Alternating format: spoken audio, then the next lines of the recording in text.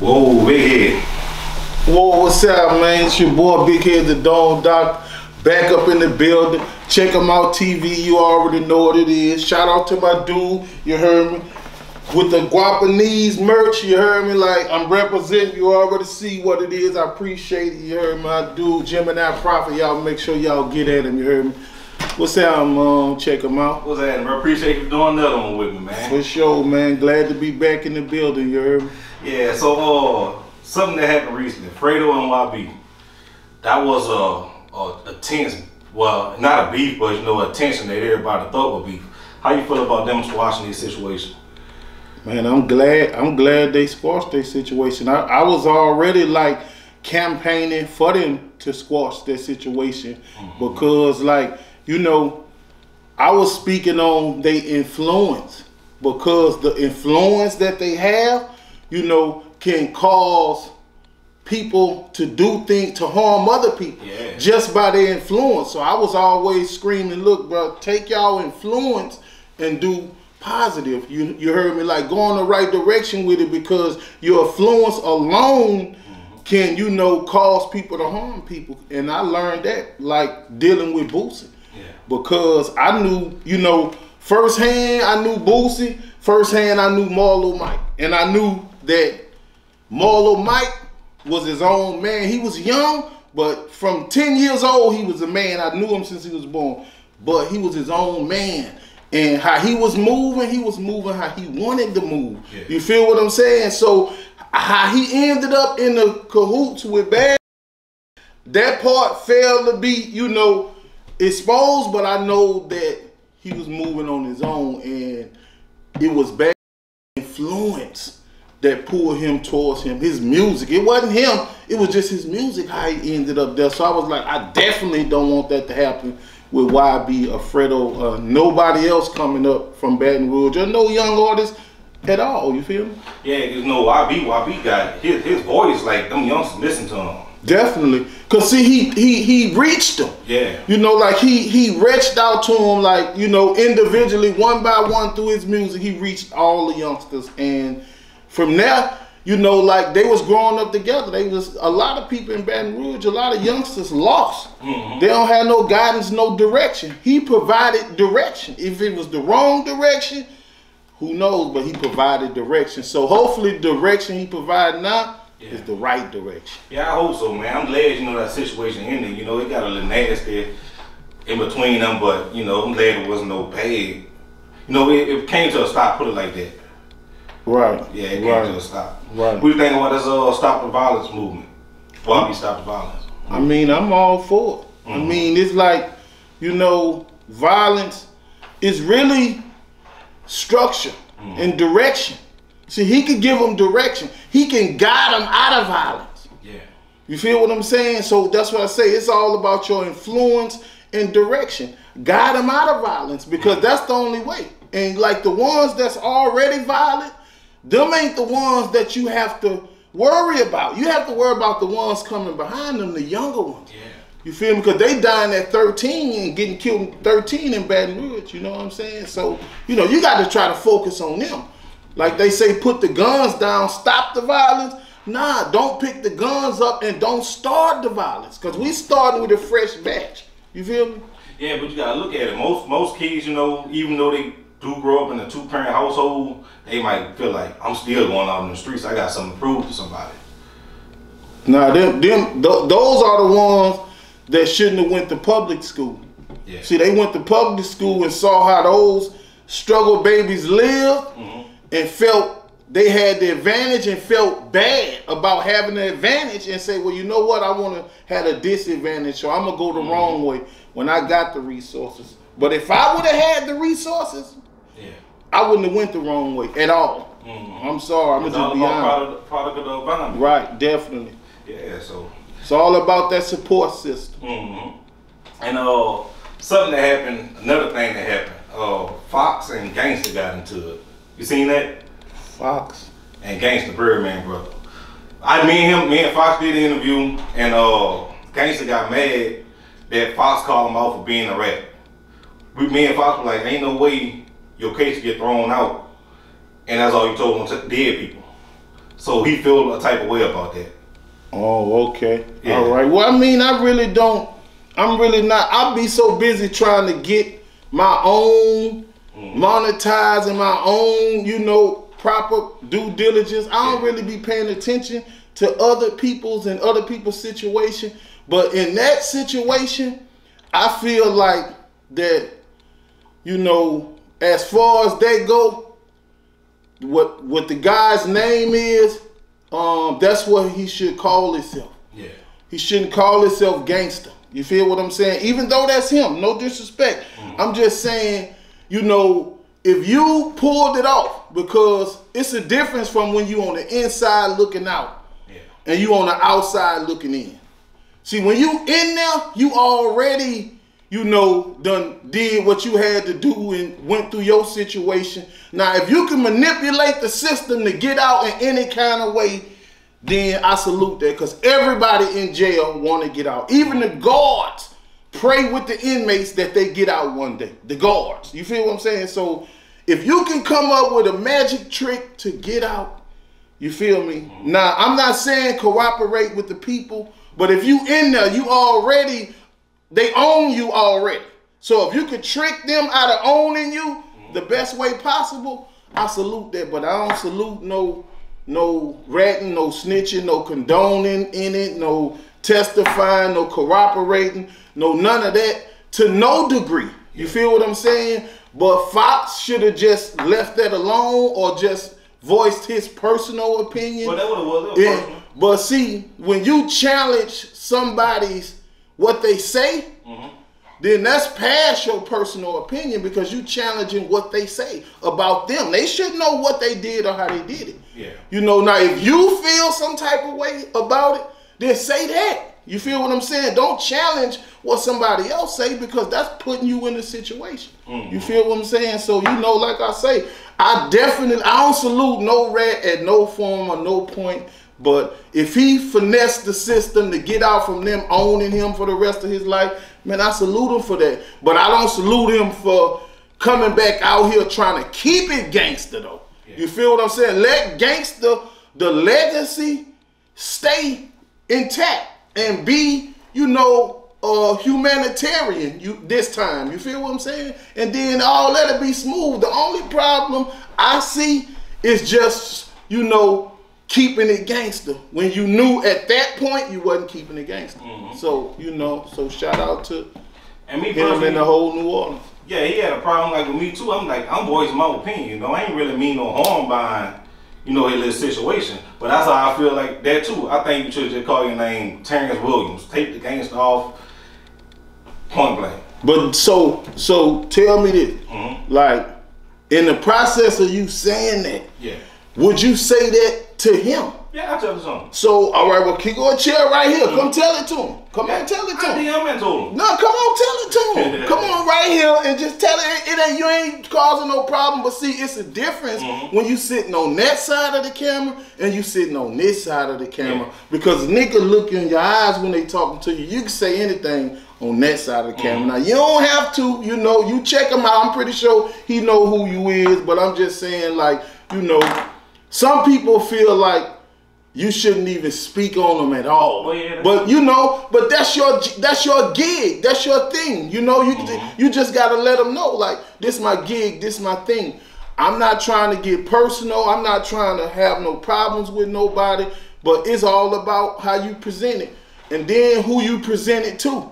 You know, you gotta at least present it to somebody who did time, somebody who been in jail, somebody who know the system, somebody who actually went through that, know what it feel like. And then, you know, it's a possibility what they say can be respected.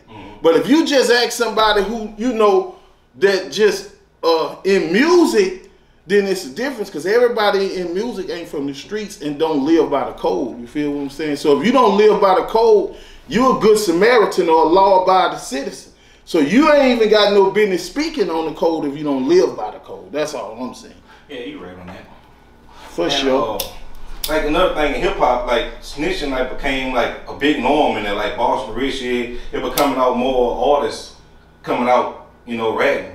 How you feel about that? Cause like the hip hop community, like the fans and all that, they really ain't pushing them to the side. See, that's the same thing happened in the street game. Everything happened in the street game is turning around, playing out in the rap game, because it's just the street. A lot of street people with street mentality is invading the rap game, because a lot of the real true artists are starving. So if somebody that's moving packs or moving plates could come up and say, well, look, I'm gonna put you out of woo, woo, woo, woo, then there goes a whole situation you wasn't even trying to get involved with. You feel me? So if you get caught with the pack and you tell, then, you know, that's just your thing. Like 6ix9ine, you know, who was expecting 6ix9ine to be solid?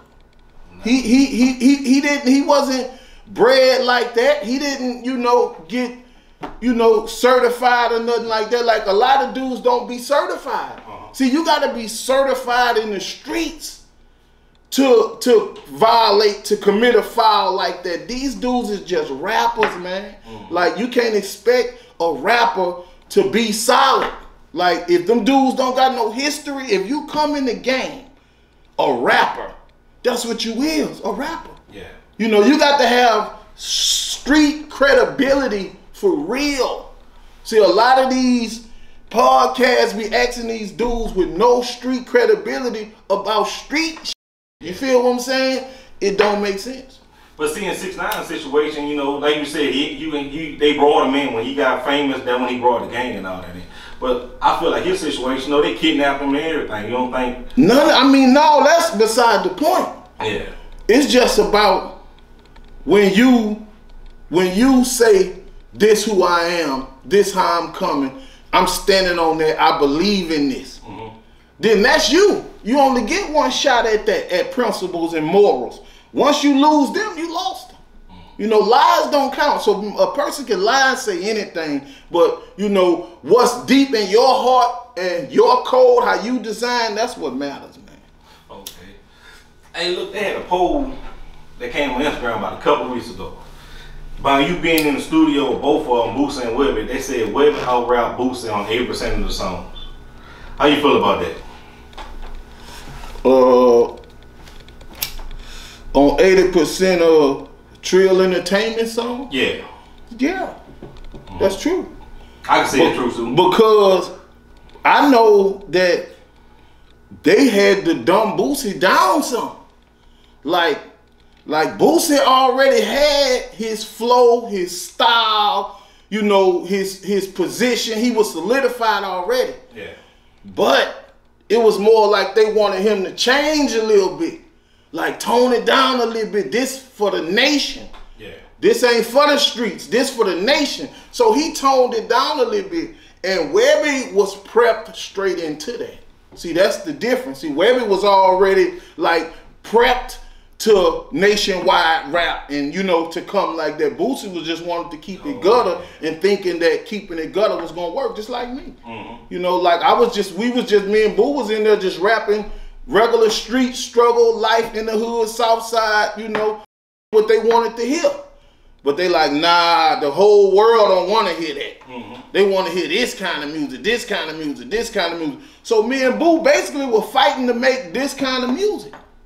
That's why it was kind of easier for Webbie and Fox, because they came in making the kind of music that the industry wanted to hear. We came in like, nah, we gonna make this and this what it is. Bro, Mouse gave me a song, Watch My Shoes. He gave me that. Oh yeah? That was a hit. Mouse actually gave me a hit. Here, bro, watch my shoes. It go like this, do what you do. He ran it and everything. And I'm like, you know, I don't rock like that. I'm like, nah, I do my own songs. I'm the man. Like, I don't need this. I just need you to give me the first dab at the beats. Because he didn't give me the beat. He just verbally told it to me.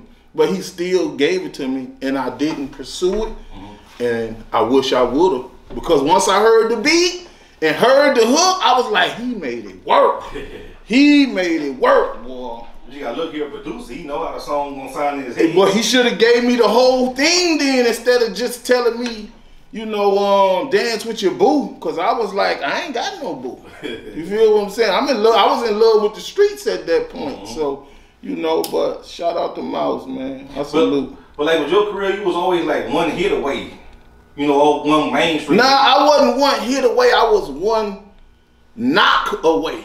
Okay. Like I always got knocked some kind of way. Mm-hmm. You feel? Because if it was either me knocking myself or somebody saying, you know, like, let him just be, you know, like some old fashioned, you know, type situation where they say, let him hide behind the mask. Yeah. And let this person be seen or this person be seen. Like everybody I ever hooked up with in the rap game wanted me to make them better. Mm-hmm. Or wanted me to rap and they just get by but still, you know, get further than me off me. That's why I really stopped hooking up and trying to, you know, put people in it because, you know, I've been used and abused, my G. But I don't think you've been used though, big head. Like, from my eyes, I don't think you've been used. Man, you know what problem was for your calling to help other people out. That's cool too because I needed all the help in the world. Now I didn't never mind helping people, and I still love helping people. But I need help. You feel what I'm saying? It's like I just need direction. I don't need nobody money. I don't need nobody to help me fight. I don't need no goons. I don't need no shooters. I don't need no steppers. I just need stability and on how to get it. Not no internet talk. Not no if you do this, this might happen. Do this, this might happen. Nah, man, I done did so much that to where all I need to do is just follow directions and get a bag. And I follow directions good, my nigga. Good. So you think a Trill come back, hey, big head, we got this for you. We gonna give you, put you in the studio with Be Real and Mouse.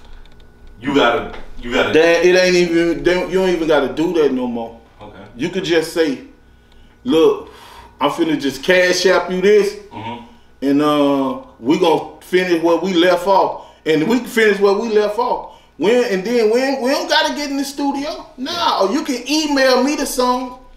Yeah, you can email them to me, and I'm gonna do what I gotta do, and I'm gonna send you the session and the MP3 back. That way you can mix it and master it and put it on out there. Yeah. You feel what I'm saying? So it's more simple than that, man. Like that's my family.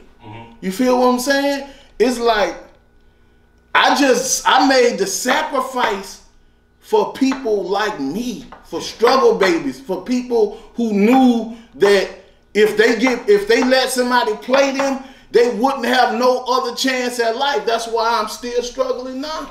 You feel me? Because, you know, I knew I didn't have no plan B. I didn't know how to do nothing else. I didn't try to do nothing else. Like what nothing else taught. I didn't have no grandparents, no, you know, basically no parents, no role models, no step-ins, no uncles, no none of that. Yeah. So it was like, get it how you live, man. The streets. So, you know, I was certified in the streets probably by 11 years old, man. So, you know, bro, like, it is what it is, man.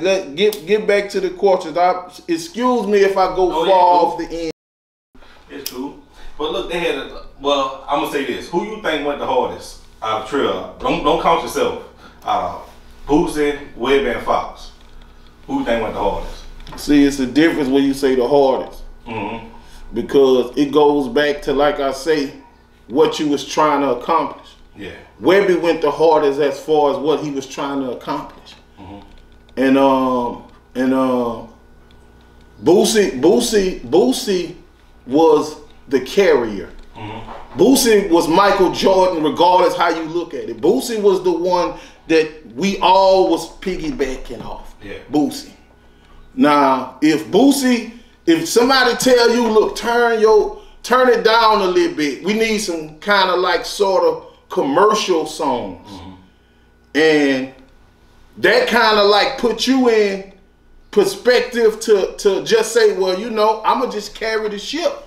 And I'm going to just say what I'm going to say and do what I'm going to do.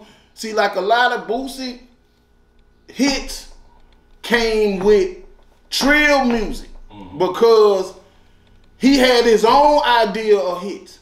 Set It Off was his idea of a hit. So I guess they came into agreement with that. But, you know, like things like, you know, other songs that you might have heard them on that was kind of like up-tempo, it was kind of changed because like Southside had its own sound, a gangster sound, you know, from people like C-Loc and Joker P and Lee Lucas and you know all these guys had a gangster sound. Yeah. So the production was gangster.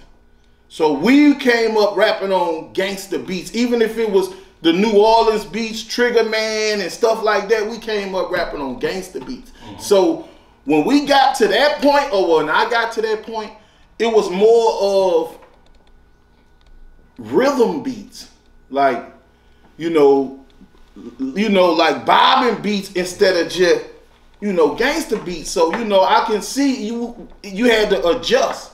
You know, like say for instance, Girl Go Ahead, like that might have been like our first single, and we had to adjust, but it was simple to me, but you know, it was like we had to adjust a little bit. So I would say, you know, out of the whole lineup, you know, like, and this another part. See, Q was in the lineup too, originally, and Q made gangster beats.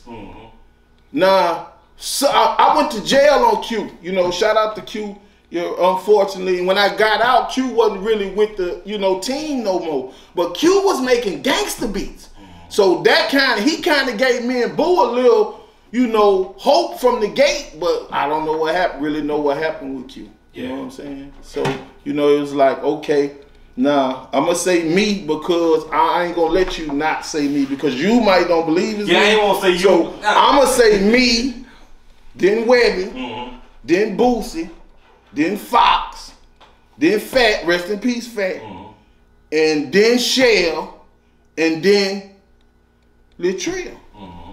I see. They had another artist. Soldier. Now everybody was fired. Now they had another artist, Soldier Boy. Whatever happened to him? He lived out of town. Oh yeah. He I think he from Mississippi. Shout out to him. And like I was the one that was like welcoming everybody in. You feel what I'm saying? Because I be missing in action and then come back and just fall right in playing my part. You know what I'm saying? So, I didn't mind to see a new face. You feel what I'm saying? So when I saw a new face, I tried to welcome them in because, I'm like, okay, this is a team. We finna take on the world. You know what I'm saying? But like, it just didn't go like that. Like, I don't know why. Like, it just didn't work out for Dude. And Dude was nice. But, I feel like if you was a part, I felt like they felt like out of the rest of us, his sound wouldn't be missed.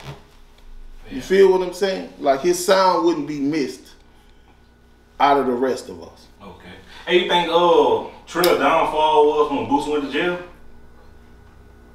I mean, I'm not gonna say Trill downfall, but because they really ain't.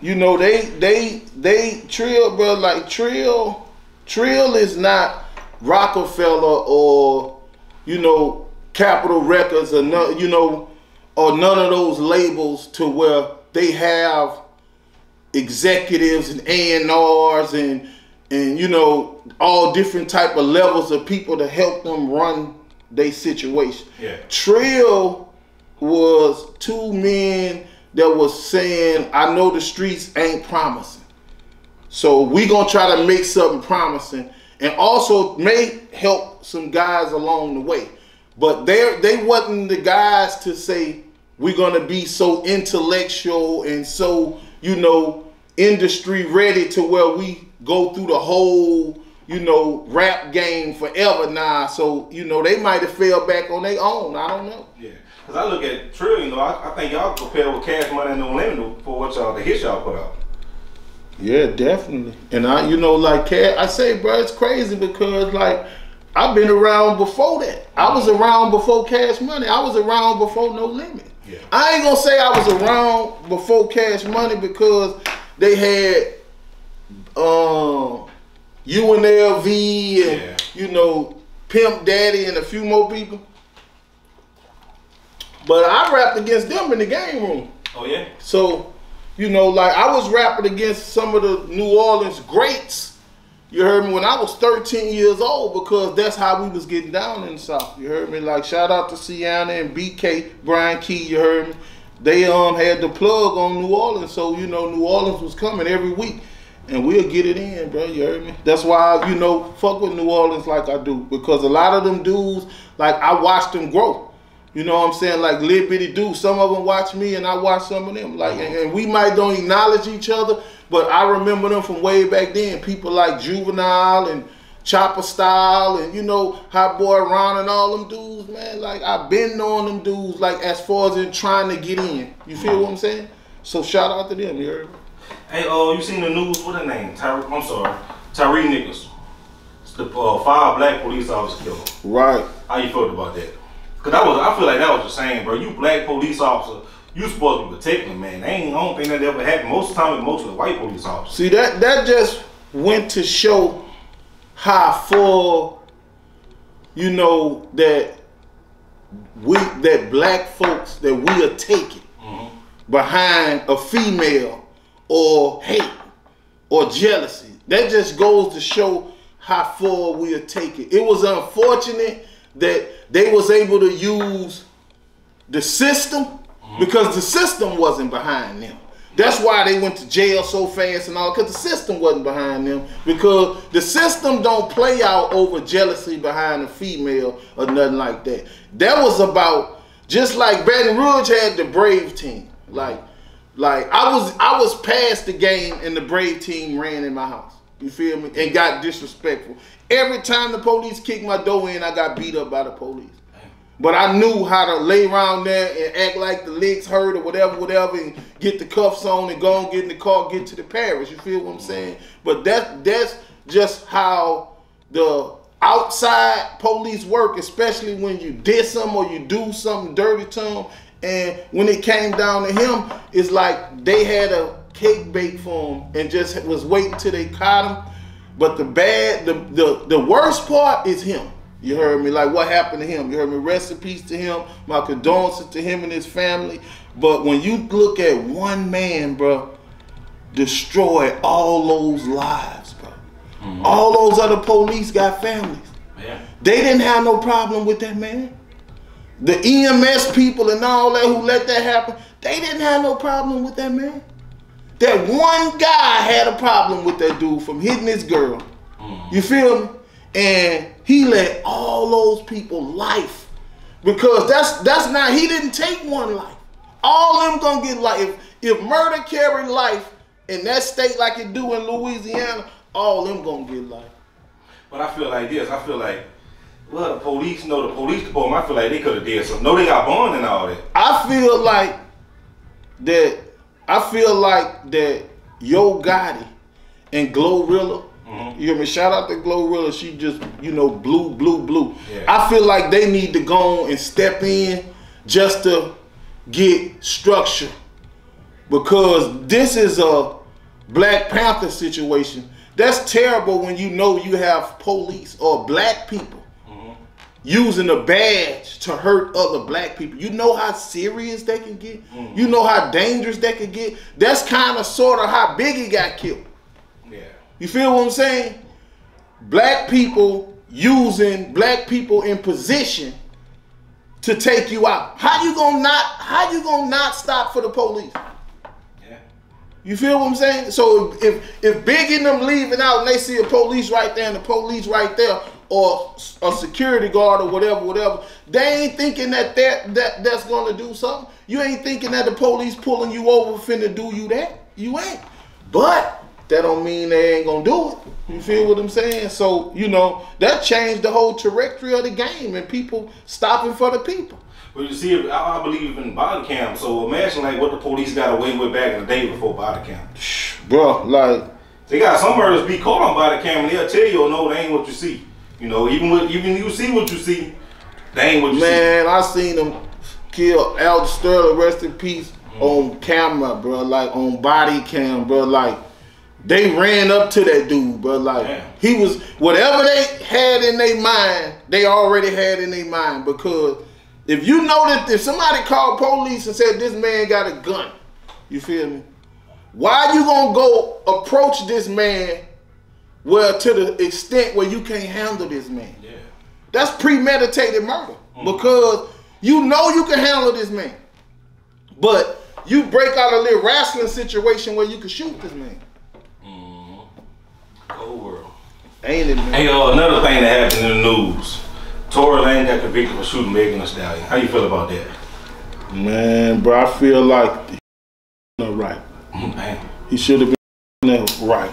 You know? Because ain't no regardless what happened, they ain't gonna send you to jail. They ain't sending that to jail.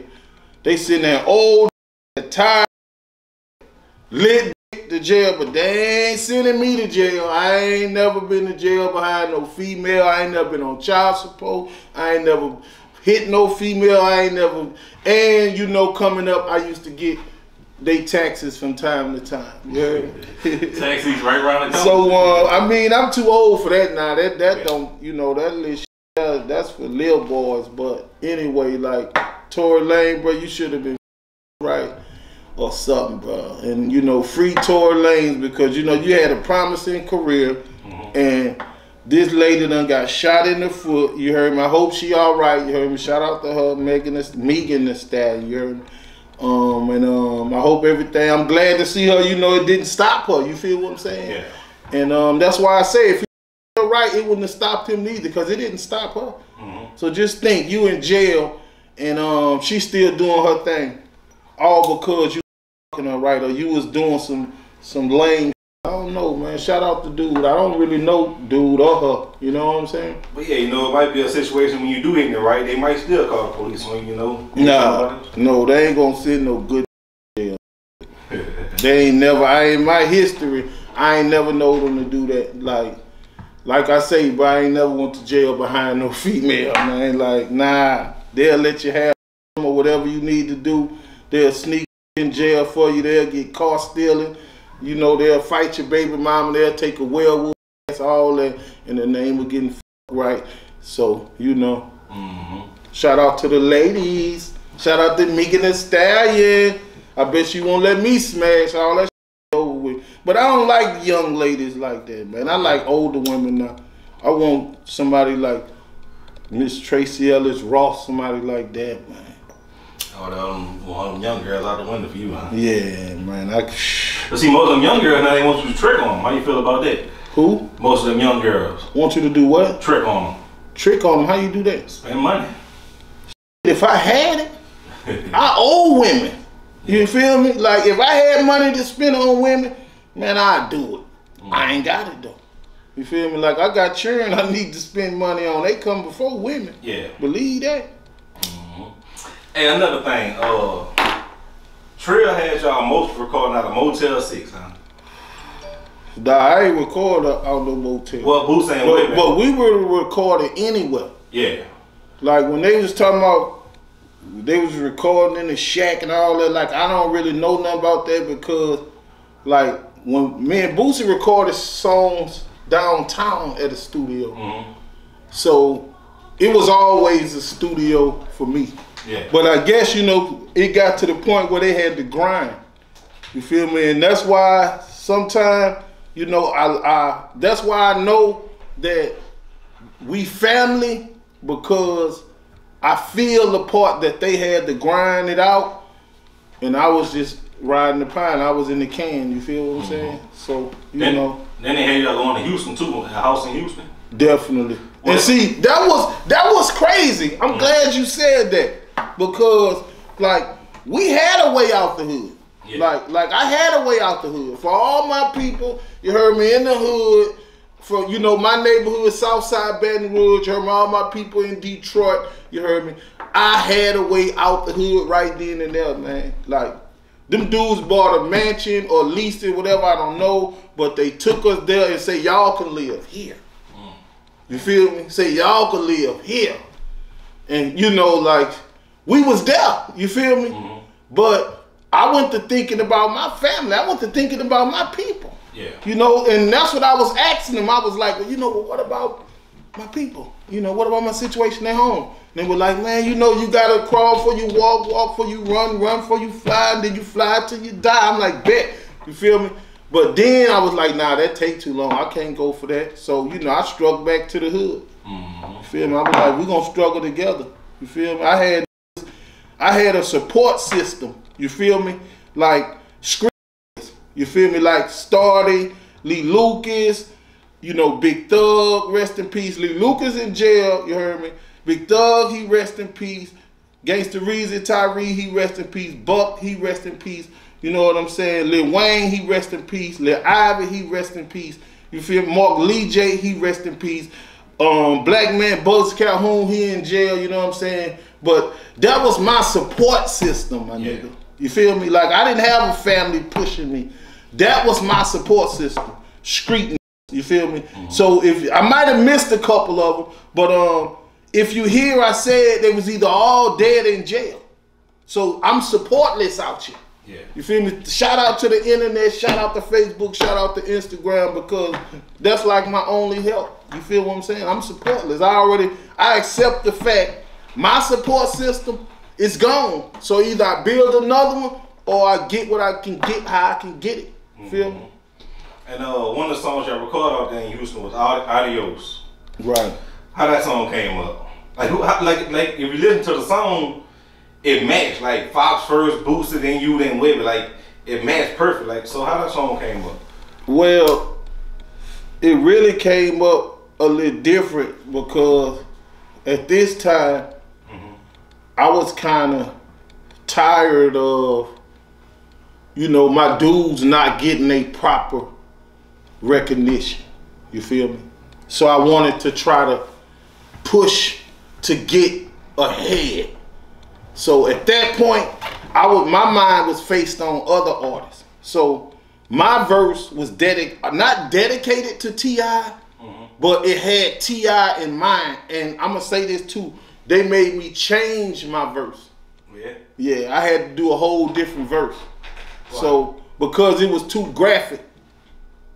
You feel what I'm saying? But you know, no disrespect to T.I., shout out to T.I., but I wasn't buying into that he was the king of the South, because I was in the South. And that's one thing that I used to talk to Boosie about. I used to talk to Webby about, like, you know, y'all just gonna let T.I. do that like that? Yeah. Like, and we on the come up? Like, that might hurt us. You feel what I'm saying? And Webby telling me about some Young Dro. Man, look, man, I'm not worried about no Young Dro. I'm focused on T.I., man. He the one hollering, he the king, man. You heard me? So I'm like, but I couldn't get to him, bro.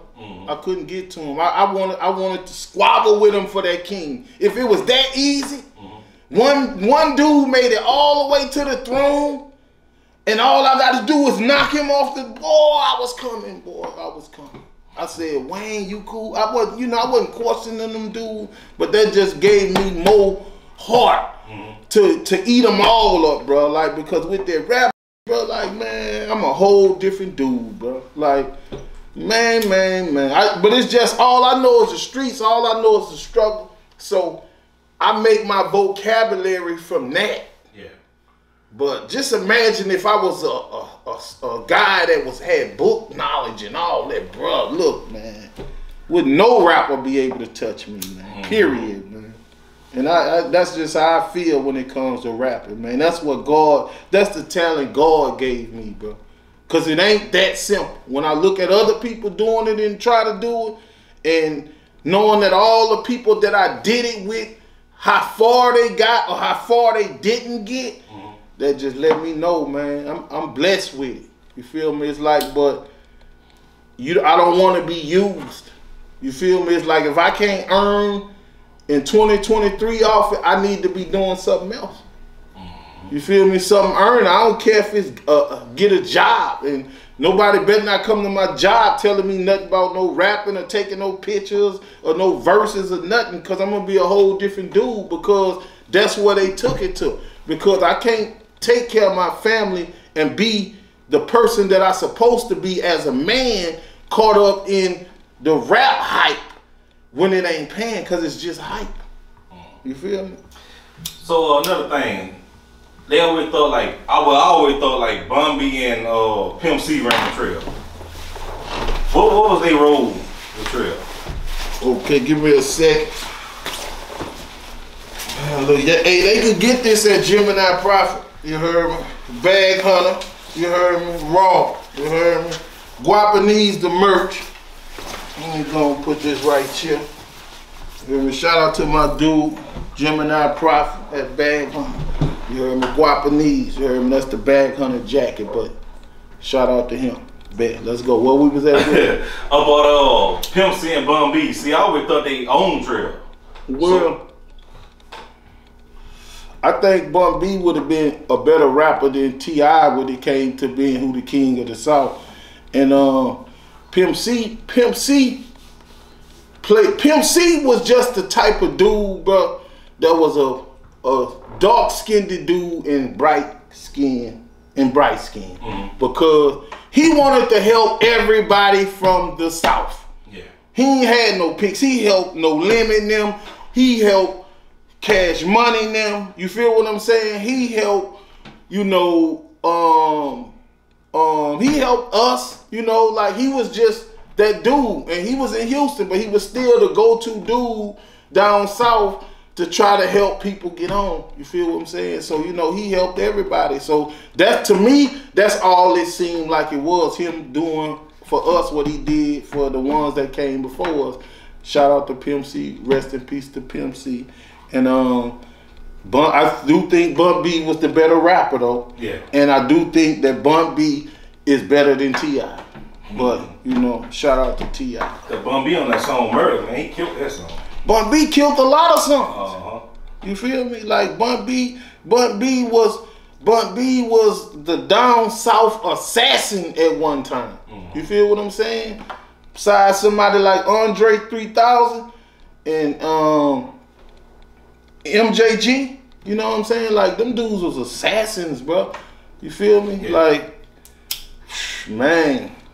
So like how Turk and Mel got with Pimp C and Bun B to start the label. You know that? You know about that?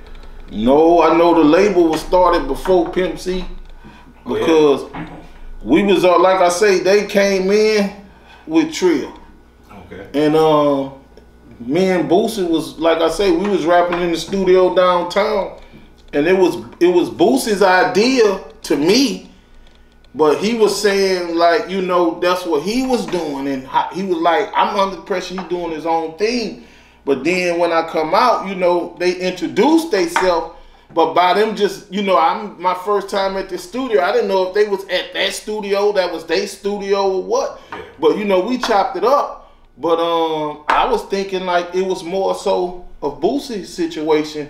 And it was, me and him was ruling the streets anyway. So I was like, it was only right. And, you know, shout out to Donkey because he connected me with Boo. And Boo was like, you know, like, I got the ticket, you know, come on with it. And I'm like, bet, let's get it. So, you know, we went to knocking songs out then. It's going down, superheroes, have-nots, you know, like it was up with me and Boo. You know, I love Boo, I ain't gonna lie. Right now, and Boo don't owe me nothing. Yeah. You feel what I'm saying? None of them dudes owe me nothing. So, you know, it is what it is. Hey, another person I'm gonna talk about, Nussie. Nussie bad. Yeah. But see, how you feel about like Nussie? Cause like Nussie really thought, or people really thought Nussie was like, you know, live. How you feel about that? Man, I asked Nussie not to speak on that and not to rap about that. So one time we had a little misunderstanding and shenanigans, but we didn't let it get out of hand because Nussie knew me and I knew Nussie. And like I knew Nussie before I knew a lot of them dudes because I come from Big D and Nussie people come from Big D. You feel me? And Nussie was always Nussie. And it's like Nussie had Southside in him more with me than, you know, other people knew. So it's like me and Nussie was always close. You feel what I'm saying? Nussie and Ivy was close. I'm not gonna say they was close, but you got to be close when we all was in South Central together. Nussie is around there at Michael Wayne house on 15th Street, and we right there in front of Yang. We could see the Yang. We could see where they at from the Yang. Okay. And me and Ivy was raised up in front of Yang, and they was right there down the street, and they walked to the store all day long, and we went around the corner and watched out whatever we want, how we wanted to. So we kind of like was raised up together, and I also was writing songs for Nussy, and he was paying me. You feel what I'm saying? So you know, it was like I was caught in the middle, but by knowing, like I say, from the streets before the game. You know, I was able to communicate with him still. You heard me? So rest in peace to Nussy. And you know, like you know, I believe in God, bro. So you know, with believing God, you know, you can. It's a lot of stuff you can forgive. You feel what I'm saying? And somebody's memories, somebody's legacy. You know, you can forgive that. Yeah. You feel what I'm saying? You can let that get his homage. You can let that get its glow. Like, I ain't gonna never diss that man. You feel what I'm saying? Because I knew that wasn't what our relationship was based on. And when all that broke out, it's sad because I was just trying to be a rapper. You feel what I'm saying? Now, some of these guys was too. See, and it wasn't just me. It was me, it was Nussy, it was Marquise, it was Big Mike, you know, it was niggas from all over Baton Rouge. Yeah. There was street niggas trying to be rappers, and I had got in. You know, shout out to Turk and Mel, because they were street being CEOs. So I got in.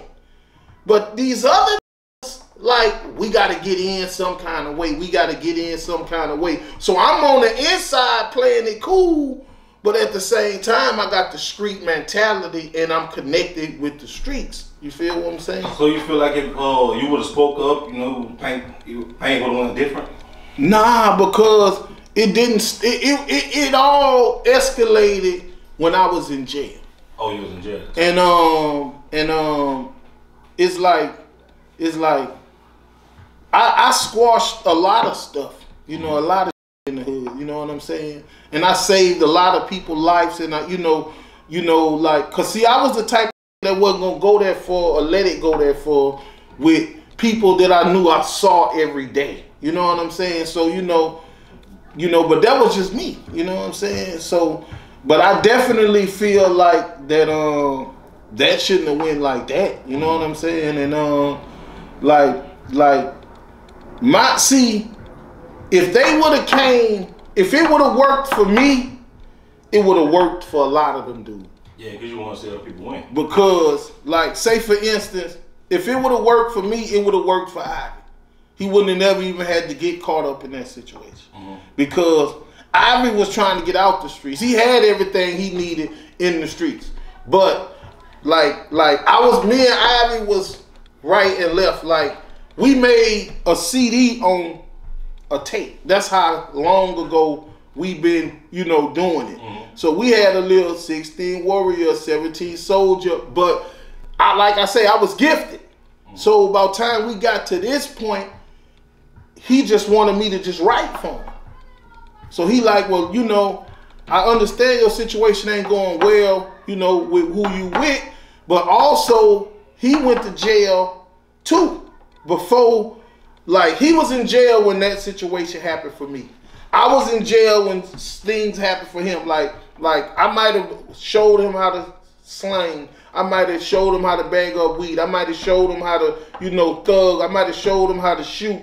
But I didn't teach him. I just showed him. So it's like he learned on his own or from other people, but he got way better than me, way higher than me, way more faster than me. He became the man. So he became one of my support systems, because a support system is somebody that contribute to what you got going on, not looking for anything in return, just to help you.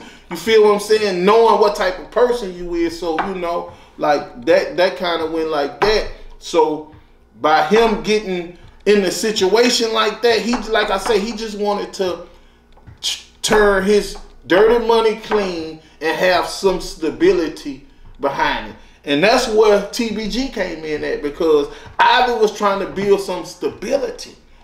And I was like, man, bro, I done changed the top to Uptown. You feel me? I'm like, yeah, I'm keeping it uptown, ha ha ha, uptown. I'm feeling that, they feeling that. I got a whole movement, the whole top saying uptown. You feel what I'm saying?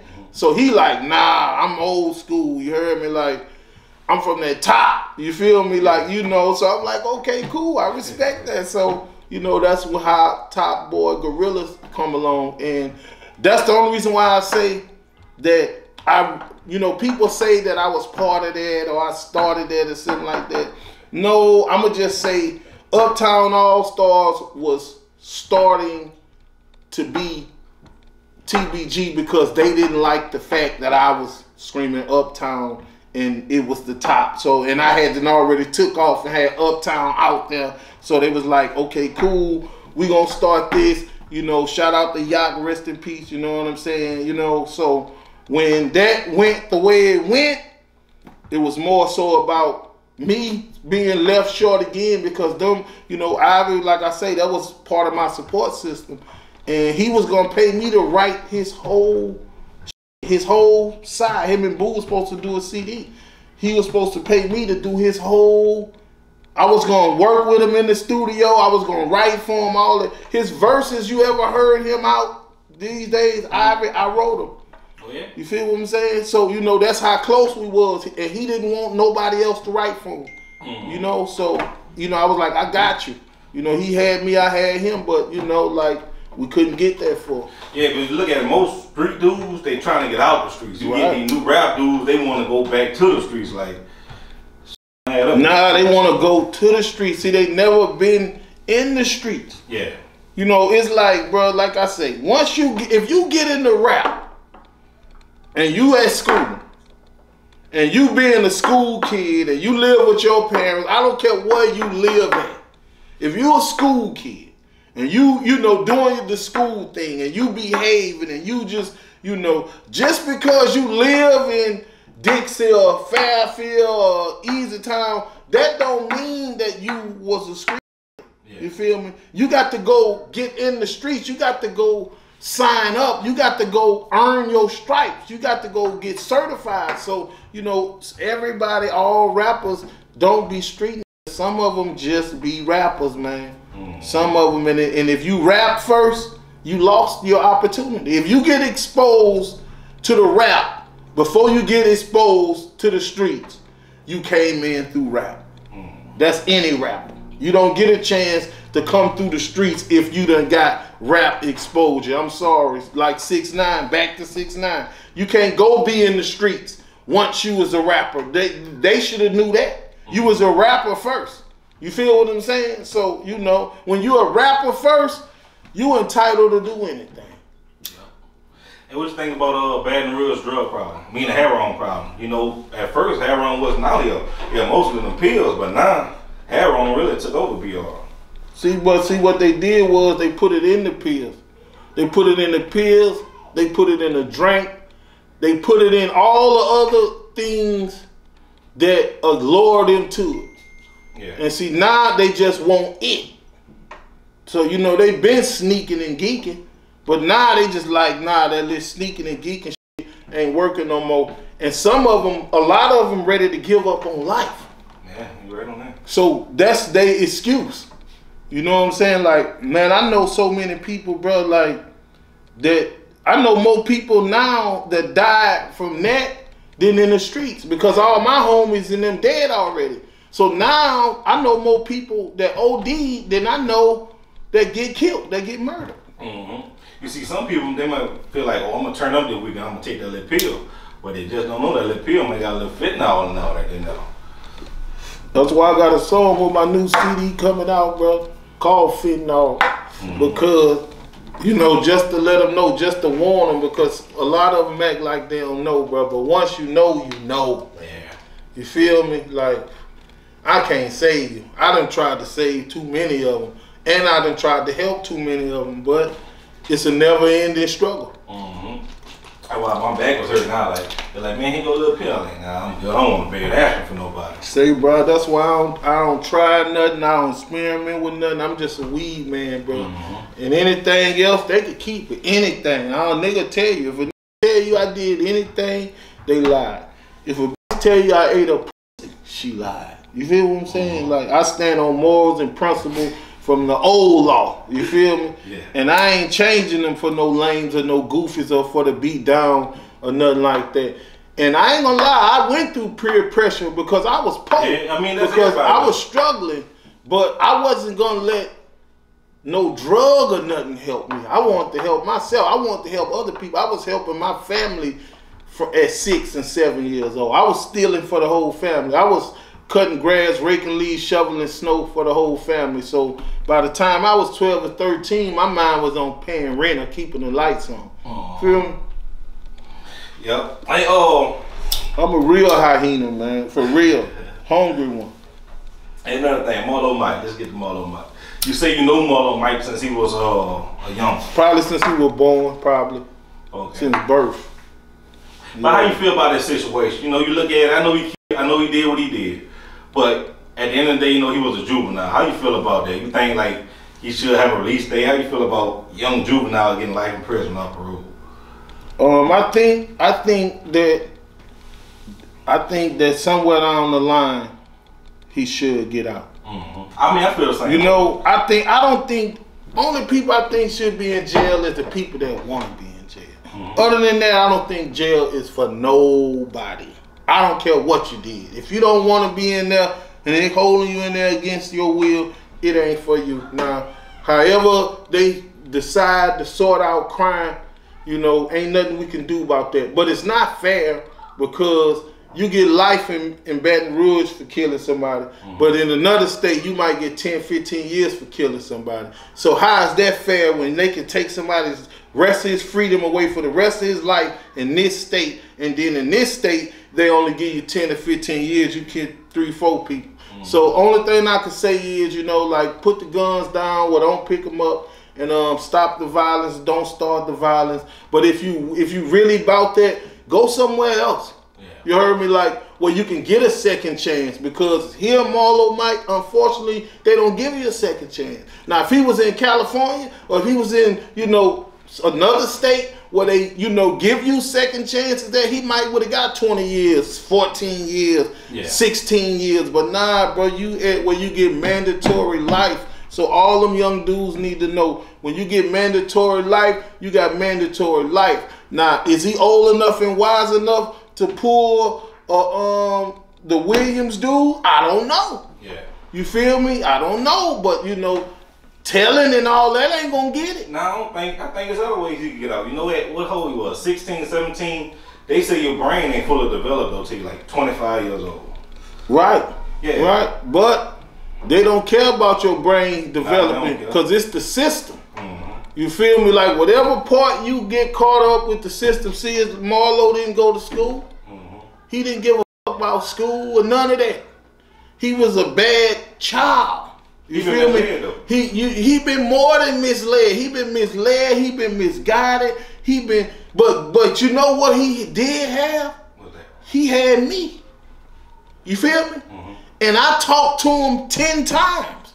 I might have saved his ass a few times and all this. You feel what I'm saying? So I'm not gonna say he didn't have nothing, because he had me, and he'll tell you. You feel what I'm saying? We had a certain respect for each other, because it done been times that people around him wanted to take me out for no reason at all. But he was like, nah, you know, for no reason. They just you on your own. So bro, like all I can say, bro, is I'm not gonna never feel like Boo had nothing to do with what Marlo did. Yeah. And Marlo know, I know. I'm from the same hood as all them dudes, bro. Them dudes had a whole bigger beef going on. It was bigger than money. That's about principles and morals and respect. So they might have threw Boo in it, and he got caught up just because it made it look like some mafia shit, some Rico shit. But Boo was just rapping. Yeah. It ain't his fault that his influence. Boo got the whole South at his house. Uptown, the bottom, across the track. Every nigga that's solid is at Boo house. So it ain't like he just singled nobody out. He had open house, just keeping it solid. So it depends on your level of street shit to what level you was when you came through there. But Marlo had his own situations going on, man. Marlo stood on his own principles. Now, if somebody wanted credit for it or somebody woo, I don't know. But that man stood on his own. Well, that boy stood on his own principles. And he was, bro, like, I remember one time they had some little females sitting in the car too long. Yeah. What you think he did? Walked over there. Well, I'm going to just let that go as the answer because, you know, like, no matter how dark a situation is, there may be some daylight, so I ain't going to get an appropriate answer. But he know what he did. If he ever see this, he going to say, like, they're keeping it solid because, like I say, bro, I know his whole family. And, like, how he went in, bro, like, they was really, like, bugging his phones, his people, them phones and shit. And he was just telling how well his life had changed. You know, like, bro, when your life changed like that, when you go from struggle baby #1 to name ranking #1, that's a big difference. So you gonna tend to say some stuff just out of hype. You know what I'm saying? But the people was listening. And then they went to use his family as, you know, leverage. Okay, your mama going, your sister going, these going, all your family going to jail because that's who you talk to. Unless you do this, boom, boom, boom, boom, boom, boom. Now, if he can get out, that's what he need to use up. Y'all use my family against me, man. I think with the right lawyer, I think he can get out. I mean, look at it though. He was a youngster. How many 16-year-old, you know, that you would look at like, yeah. Bro, you all those youngsters in there that say, bro, I know a lot of dudes that was 16 and 15. Yeah. That's in there. In Angola, and they 30-something now, might be 40. You feel me? I'm pretty sure that Donkey probably 40-something, but he been shook back. But if he didn't, like him and all those other dudes when we was on J Wang, Juvenile Wang, and all that, all them dudes was juvenile. All us was juvenile. Yeah. My charge just wasn't murder, but it was, you know, close. You feel what I'm saying? So from juvenile, all those dudes got life, man. So Marlo ain't the only one. Angola full of that was 16 with life. Hey, you look at it like this. Look at all the black people. You know, you got R. Kelly. Well, man, R. Kelly, you should have been saying something about R. Kelly, man. Like R. Kelly, bro, like R. Kelly is a case of loyalty ain't free. And I tell anybody that. Like love free, trust free, you know, gang, all that's free. But loyalty ain't free. And when you stop paying for it or when you stop swapping out for it, that's when the extortion come, bro. As long as the money was going to the parents' hands. Long as those people was loyal to him. Some of them lost their loyalty while the shit was going on. Proved it to you, bro. Like, once they realized he can't help us no more at all, we ain't loyal to you no more. So, bro, y'all just take that as a lesson. R. Kelly in jail because loyalty is not free. And he ran his number. And it got to the point to where he could only provide for himself or a lot of those avenues that he was opening up for people. He couldn't open them up no more. And they all turned on him. Because he ain't the Nah, he ain't. Like I'm not gonna incriminate myself, but I'm gonna just say this. My mama had my brother, my oldest brother, at 14. You feel me? 14. My mama had 5 children before she was 21. My daddy, my brother and them daddy, all of his daddy was a juvenile, man. And she ain't get out the deal. So at least these women got R. Kelly. At least they got some type of enjoyment, a dream sold to them or something. Because my mama ain't get shit, bro. You feel what I'm saying? So I look at it a whole different way. I know that in the hood, like either the mama gonna use them, the daddy gonna abuse them, or the streets gonna get to them. But that's all in the hood, and any help is the best way. Man, I got a daughter. My daughter, I got a brand new daughter, and I got a grown daughter. But if my daughters had to do what they had to do, bro, if they was prostitutes, you feel what I'm saying, bro? I respect that.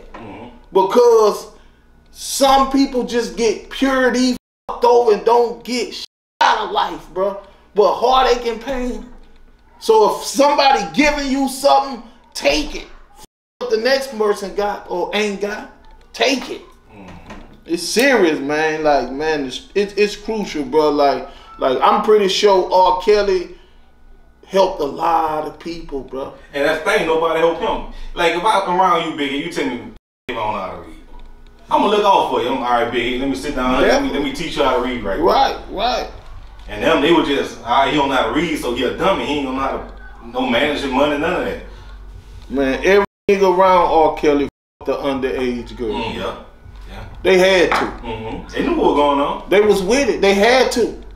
Like, it wasn't, you can't separate yourself from the situation. I learned that from going on tour with Webby. Even like if they had if the A&R was in the room, he got his up too, man. Yeah. You feel me? If the A&R was a female, she probably got or she had to go in another room. But whoever with it, security, you got to suck my security too, baby. I'm sorry. That way he can't go back and do all this other goofy shit and tell and like you can't do that. Nah, like they showed one dude he was telling on I want to say Jay-Z and Beyonce. Bruh, man, look, that's why I believe in being my own security. I just need somebody to say, yeah, this is my gun, but I got it from them, man. Hey, why do you think people don't give you the recognition you deserve? Like, to be honest, if you listen to your song, man, you really can rap. Like, you ain't the other dudes who just around people that can rap. Like, you really can rap. See, but sometimes I be thinking it's because I'm from Detroit. Like, I really do, because I don't see no other reason. At first, and for a while, I thought it was because I was dark-skinned, you know? Like, then I went to thinking it's because I come from nothing and nothing from nothing. Like a nigga say, well, if you come from nothing, we ain't got to give you nothing but a little, shelter or something. I don't know, bro. But it's like, when it comes to rap, now here comes a new generation of rappers. I'm ready to tangle with them. Yeah. For my bag, for my plate. You feel what I'm saying? The old rappers, I'm just finna just move past that. I'm finna move past all that thinking that something can come out of the past and just focus on the future. Yeah. Hey, another thing. Boosie doing the album with T.I. T.I. admitted to telling on his cousin, but he called out gangsta. How you feel about that? Well, I'm gonna say that Boosie doing what he can to best help his situation right now as far as being past all that. Because Boosie don't condone in that type of what T.I. did, and I know he don't. And but we sat back and let T.I. do that and still acknowledged him. Well, they still acknowledged him as the king. So if you acknowledge him as the king then, and we knew that, we been knew that. Yeah. We ain't just find that out. We been knew that. So, when they hit the internet, all woo, woo, woo, a lot of people, but we been knew that, man. So, he was the king of the South when he did that. So, so bro, man, I just hope they have a good CD. And I know one thing, Boosie better not call me and tell me to get on there, because I'm going straight at T.I. Like, no disrespect. Like, you want that king of the South, bro, because I know, bro, like, I'll go for it now. I'll go for it now. You feel me? Like, I'll go for it now, bro. Like, the only person that I felt like that I was going to just hand the crown to is Young Boy. Okay. But by me being still struggling, I can't hand it to nobody. But when it comes to work effort and you know, like, you know, getting in position, coming from, you know, where he came from, I would have gave it to him. But other than, I probably would have gave it to Gates. I probably would have. And he could have asked for it. You know, like, man, look, you know, let me get that crown. You know? But just T.I., you think T.I. better than Gates?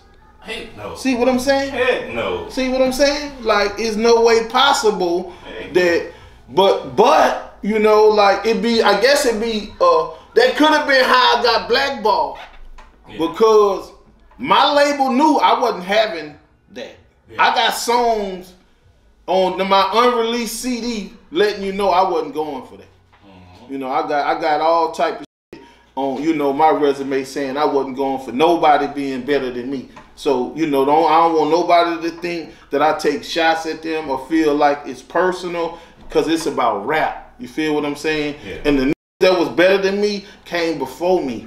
You know, like Big Daddy Kane and LL Cool J and, you know, Kool Moe Dee. Like that, I might say was better than me, because like they really had to just come with what they come with. Wasn't no knowledge to rap then. It was just straight from what you know.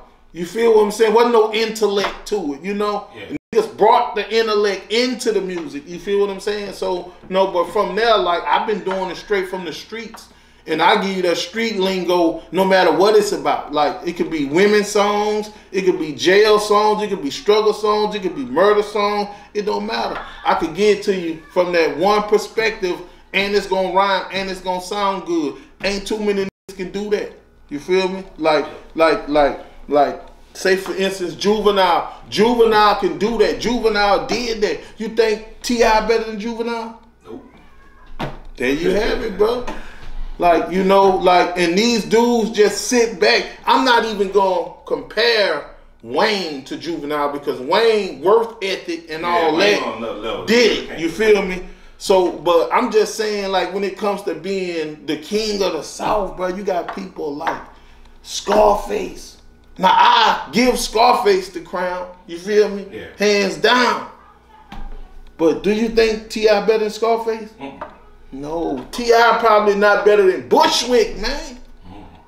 Bushwick, this is the that they call Bill. Man, I don't know, bro. Like, shout out to T.I., bro. He got away with that, bro. Shout out to T.I. You got away with that, my nigga. Shout out to T.I. Appreciate you, bro. Getting on up out of here, man. Yeah, bro. So I appreciate you having me, bro. Check them out, TV. You heard me, and I want y'all to go, check out my new CD. You heard me, Switch Music. It's not gonna be for streaming. It's gonna be only for download purchasing, cause I need the money. But I guarantee y'all, it's gonna be worth it. Every dime. Ain't gonna be no more. But I'm probably doing $1 a song. So you can buy one song if you want to. How about that? But this your boy, Big Head the Dome Doctor. Check him out, TV. You heard me. Instagram, Big Head the Dome Doctor. Facebook, Instagram, Dome Doctor. I got that YouTube page. It's just Dome Doctor. You feel me? So y'all get at me, man. And shout out to my dude with the merch. Guapanese, the new lingo when you talking money, when your money talking. You heard me? Like, so this was a wonderful interview. I hope nobody feel played or disrespected from nothing I said, because I just say what, my heart tells me to say. But I ask God, should I say whatever I say before I say it? So that's just how I come out, bro. This your boy, Big Head the Dome Doctor. Check him out, TV. Another interview in the bag. Bet. All right, appreciate you.